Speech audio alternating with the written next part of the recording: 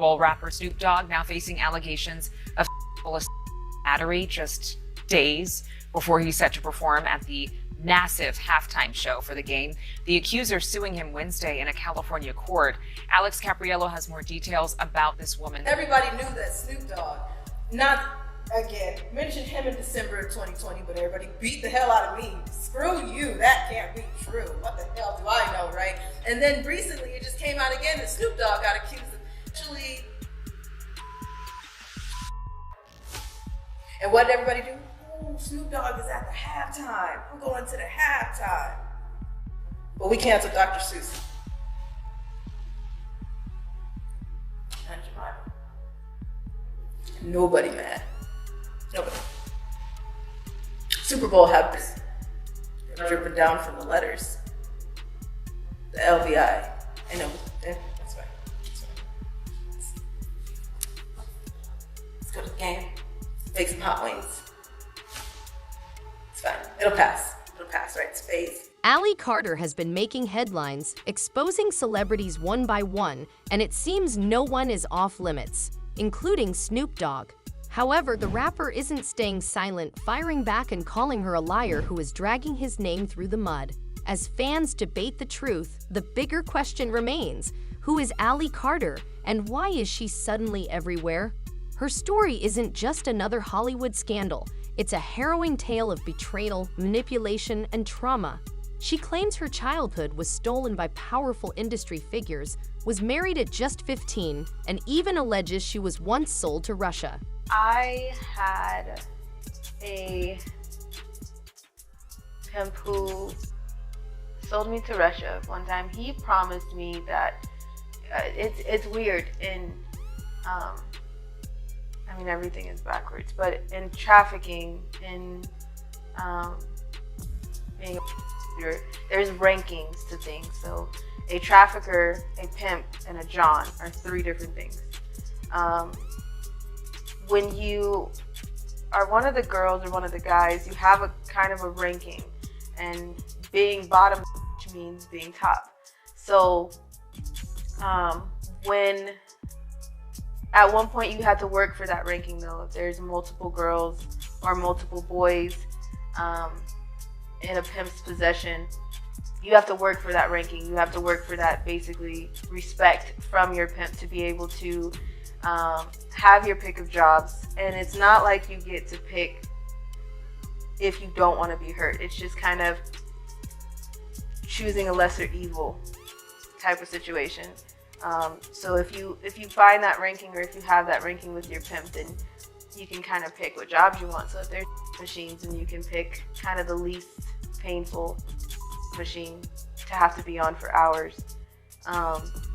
So with my pimp, I started learning that if I was nice to him, if I didn't fight as hard, if I gave up with the fighting, and if I just did what he said, then I would become bottom, which means top. He proposed to me when we were 15 years old. And his promise, with me being his wife, I was running around in very expensive diamond rings.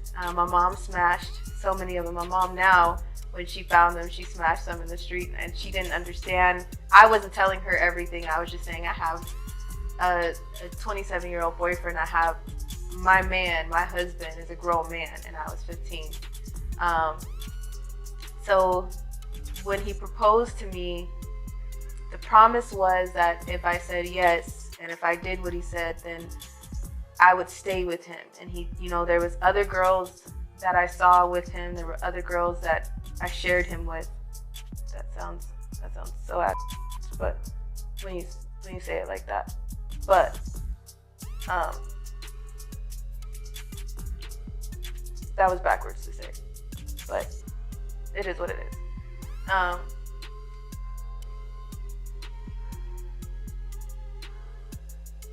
But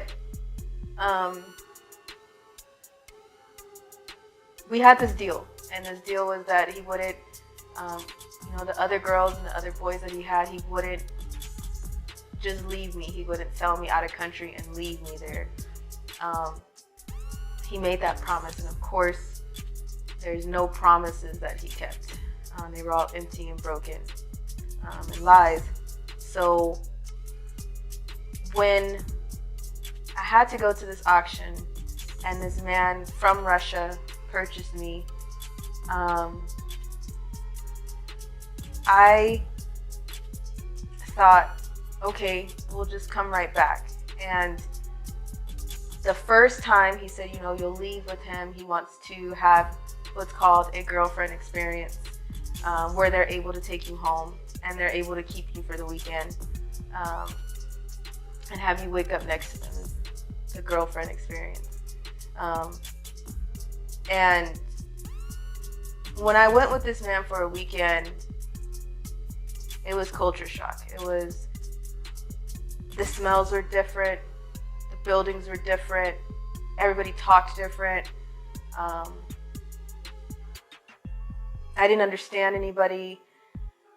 I was the only black girl, so when it comes to Americans and when it comes to being black, it definitely was the kicker, because they don't have any respect for you. And especially being they didn't have any respect at all.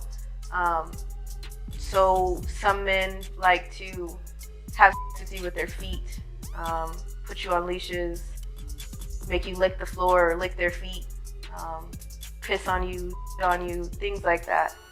When I figured that out, I was like, I was praying, please God, let me get back to California.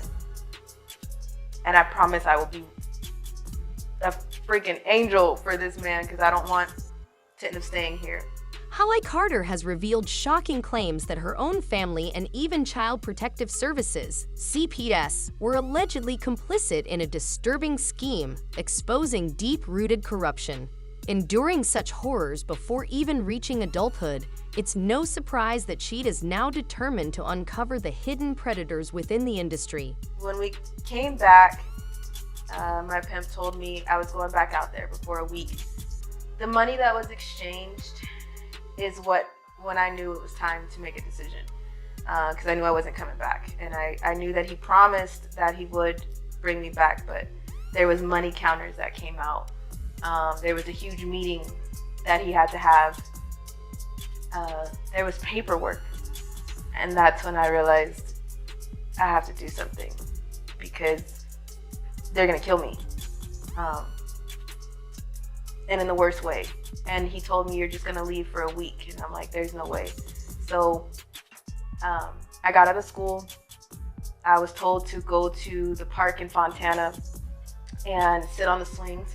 I had bright red hair, and this is what saved my life, because I was about to get branded. I was about to change my complete look to go to Russia, because that's what my pimp was telling me to do.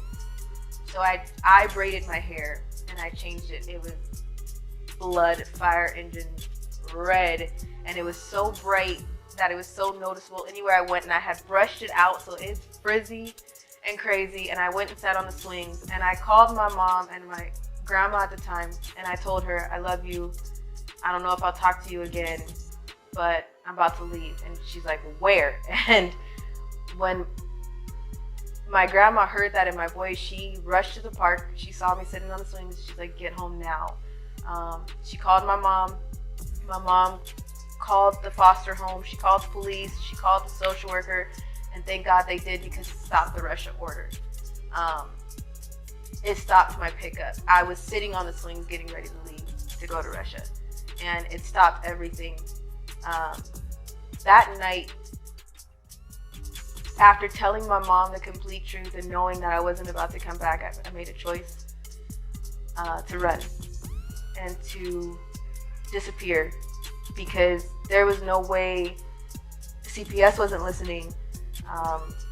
My social workers knew and was in on it.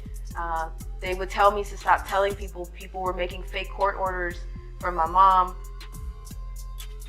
That was the time where I was like, it's either life or death right here. And the next time that I have to try to make this decision, I'm probably going to be somewhere where I can't get out. So I ran.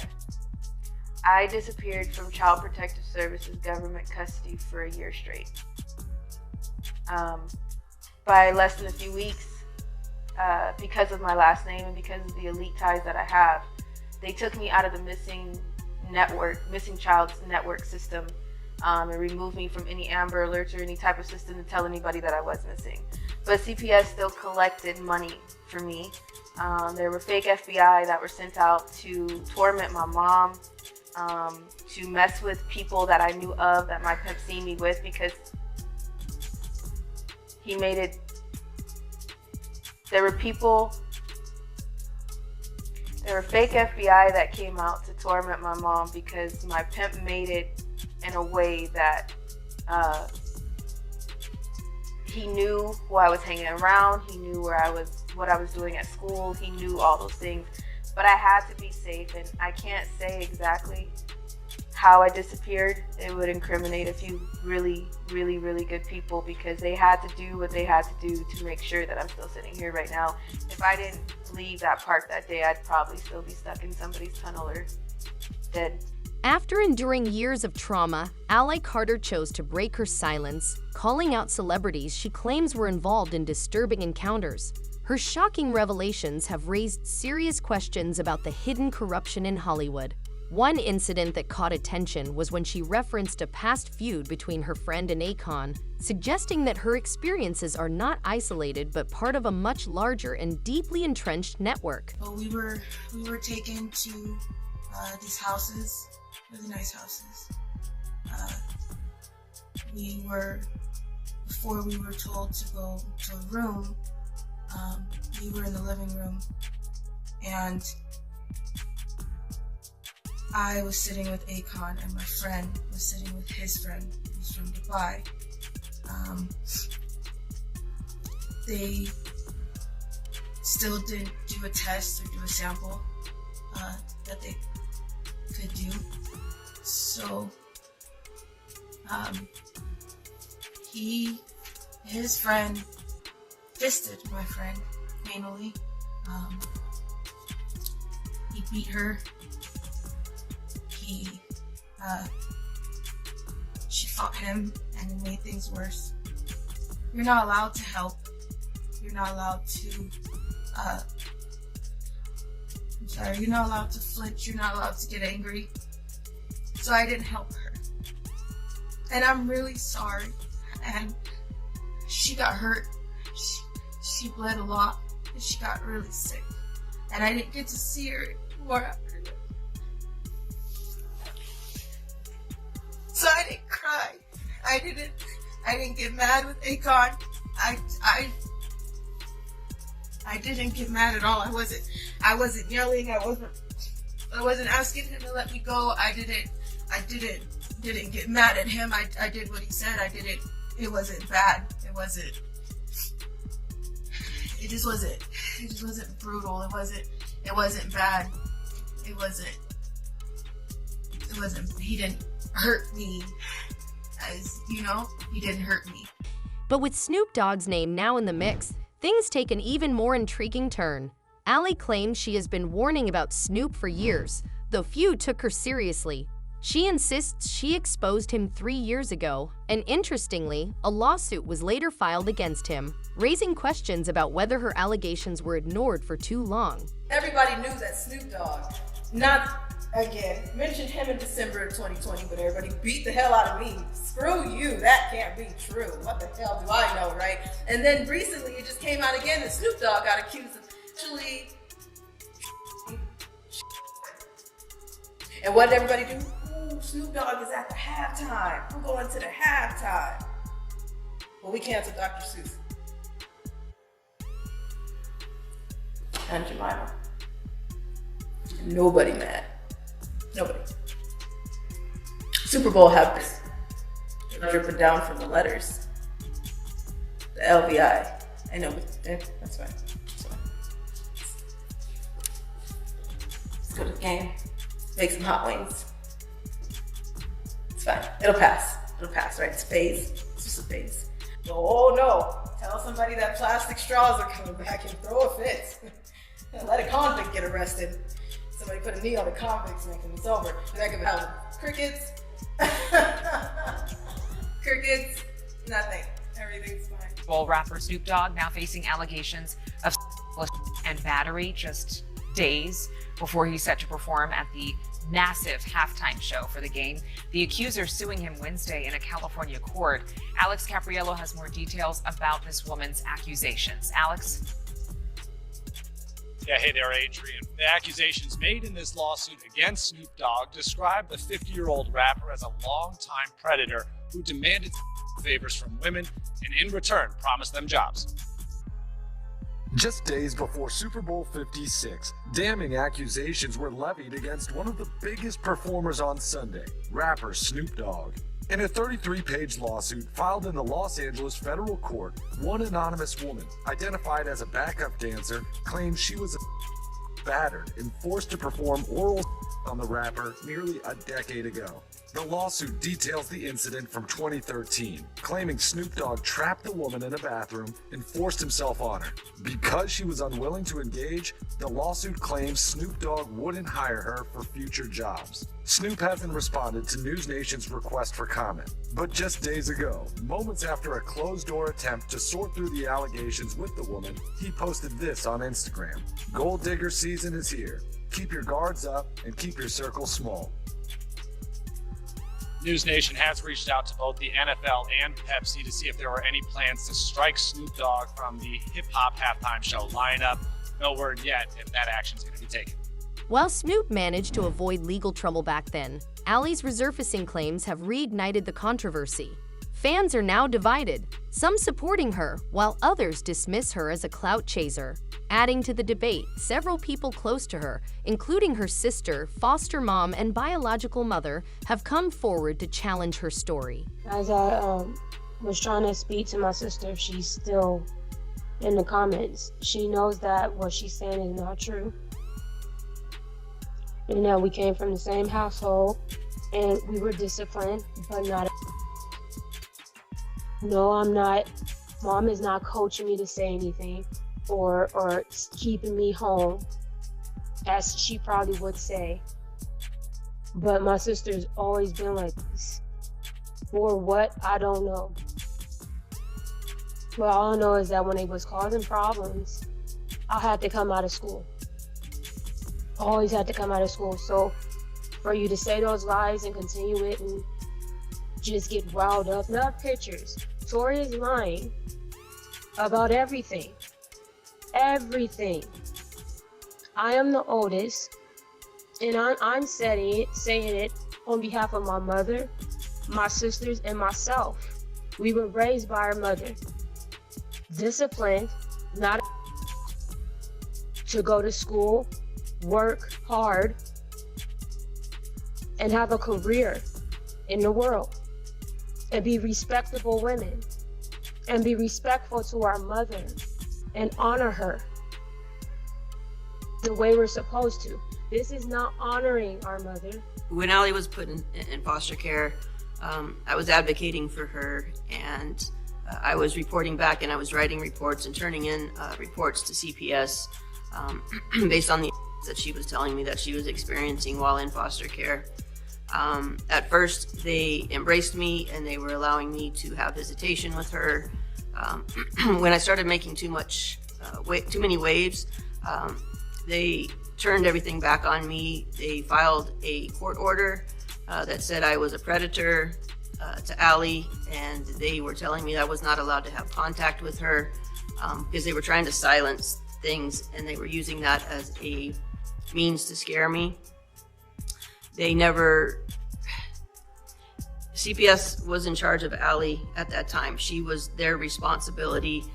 If they filed a court order that I was a predator or was harming her, they should have pressed charges. Your call. You have to come home. You have a home to come home. Please don't take no more drugs from her. Don't eat no food from her. You got to do is step out. If you're in a vehicle with her right now, step out of the vehicle and run to her. Get to the nearest phone and call me. Dial 911 if you have to, and have them call me. I promise you I'll be on my way. I'm looking for you right now. search has already started.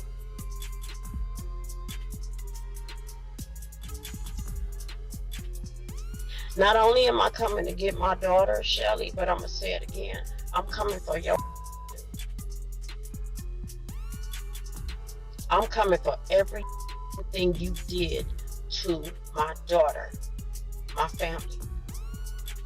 Do you understand what I'm saying to you, Shelly?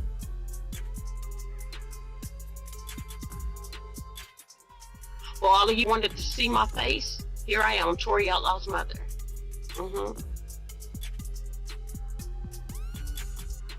Now what? Now what do you have to say?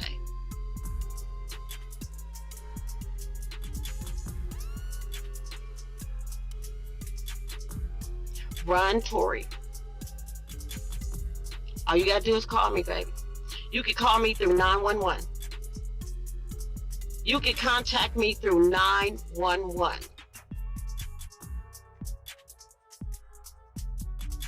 She got you claiming you're a human traffic survivor.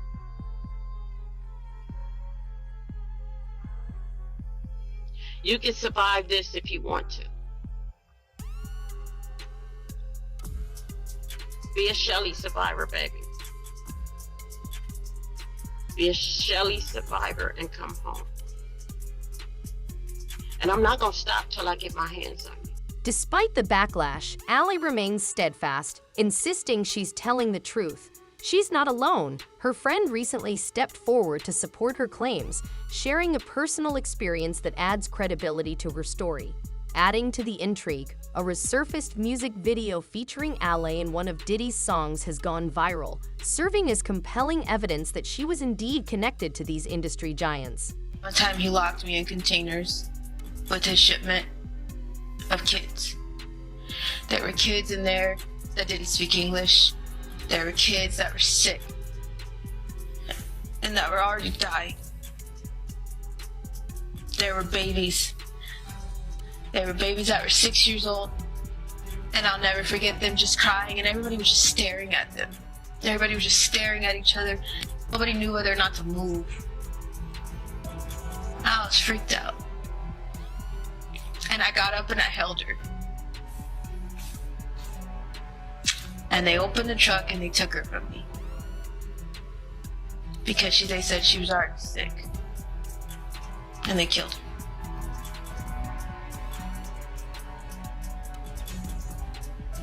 Her name was Bailey. I was in them containers that said green on it. I'm talking about I've been in the ocean. I held on to a girl, which was Allie Carter. I held on to her. We hugged each other because we were being shipped and we thinking we about to die because it's a storm and it's the middle of the ocean. Right. We can't see. We just hear it.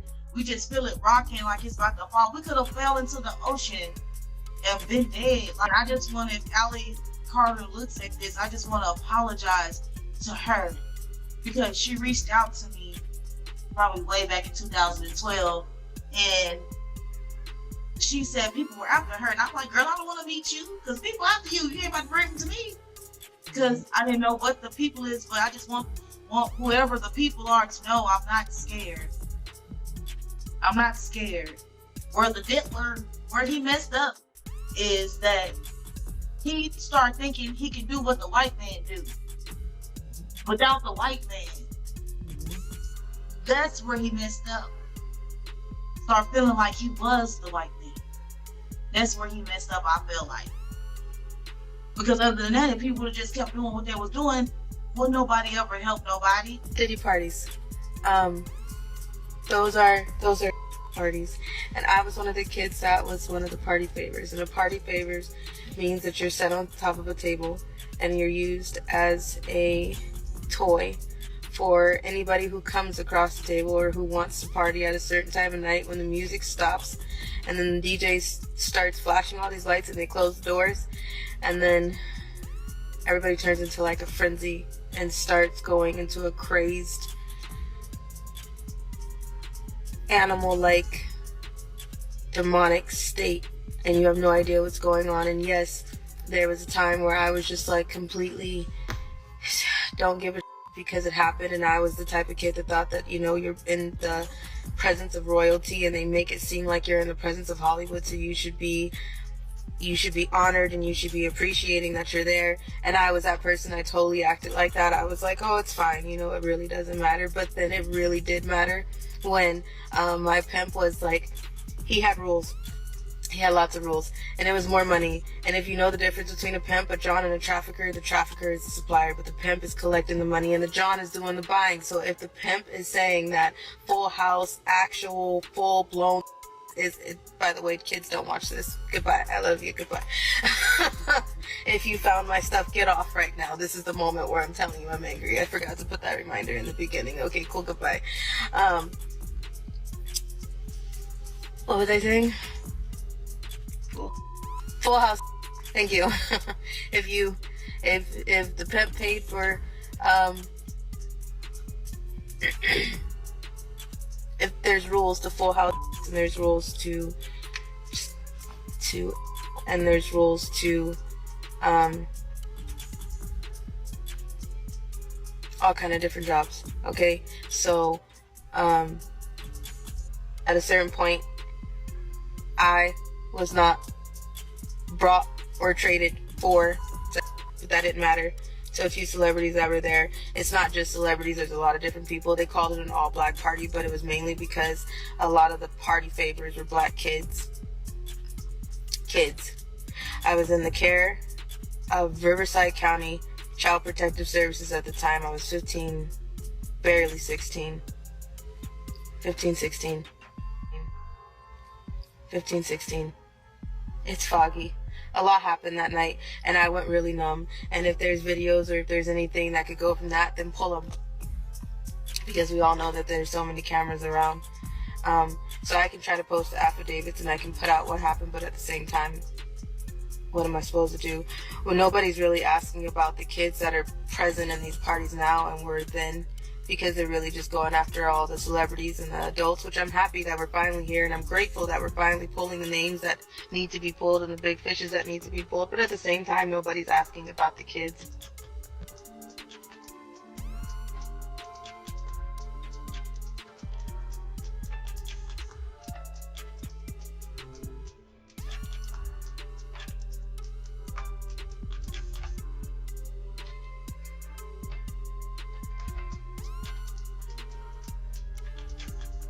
So what do you think? Is Ally Carter exposing Hollywood's darkest secrets? Or is her story too unbelievable? Share your thoughts in the comments below. And if you enjoyed this video, don't forget to subscribe so you never miss an update. Until next time, stay tuned and keep it real.